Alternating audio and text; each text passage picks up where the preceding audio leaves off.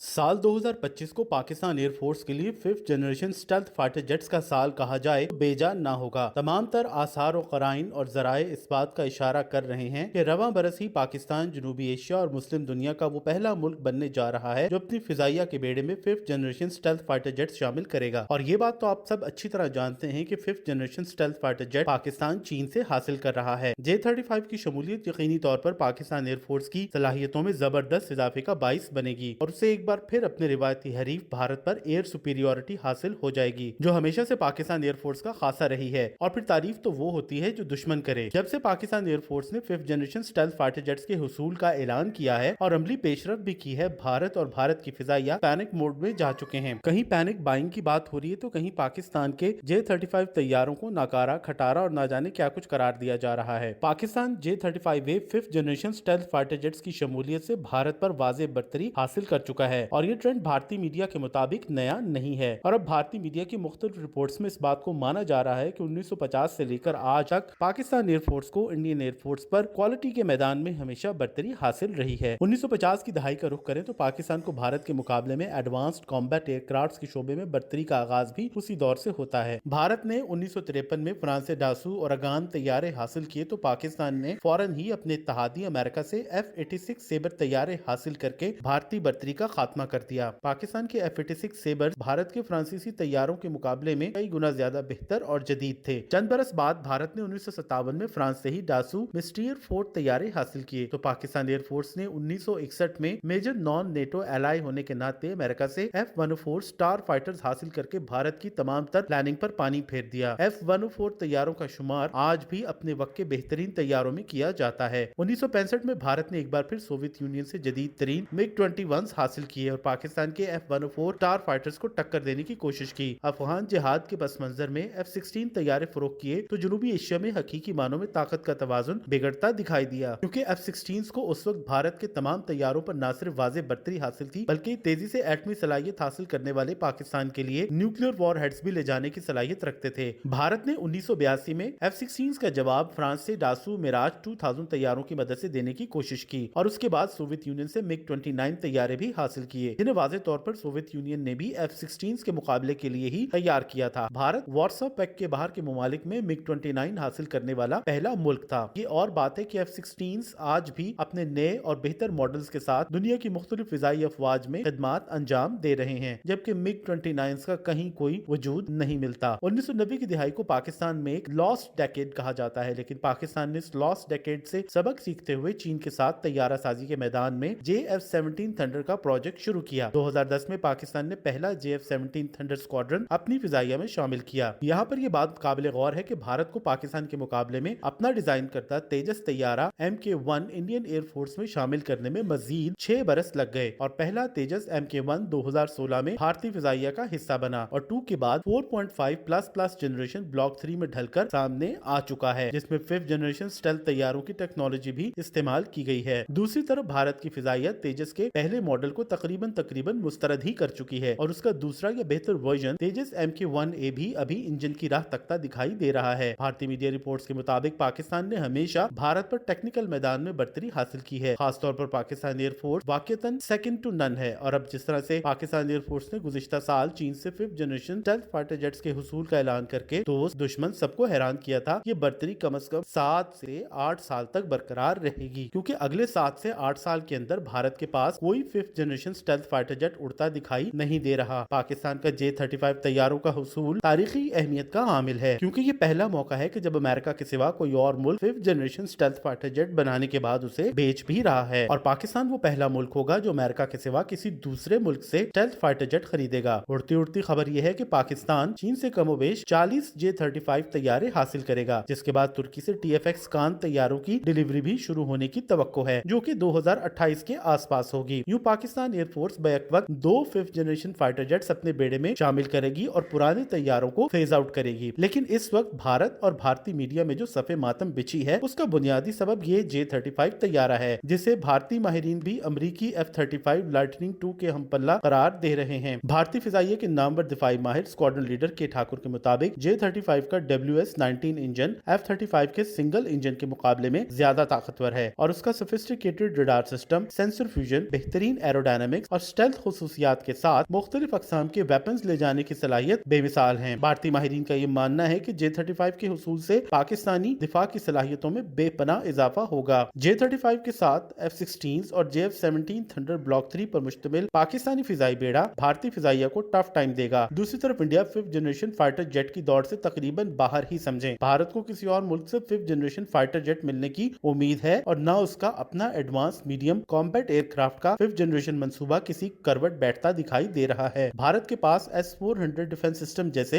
हसास रूसी साख्ता military hardware की मौजूदगी में अमेरिका के लिए भारत को J-35 बेचना खासा मुश्किल होगा। भारतीय हुकूमत की तरफ से दिलचस्पी के इजहार के बावजूद भारतीय फिजाइया अमरीकी लड़ाका तैयारों की दौड़ से दूर ही रहना पसंद करती है। दूसरी तरफ सुखोई 57 खरीदना भारत के लिए थूक कर चाटने के मुतरादिफ होगा, क्योंकि भारत पहले ही रूस के साथ 5th generation fighter jet project को लात मार चुका है। इसके साथ ही रूस के यूक्रेन में उलझाव के बाइस सुखोई 57 तैयारों का हुसूल, लो प्रोडक्शन रेट, ताखीर और टेक्नोलॉजी ट्रांसफर जैसे मामलात पर उलझ सकता है।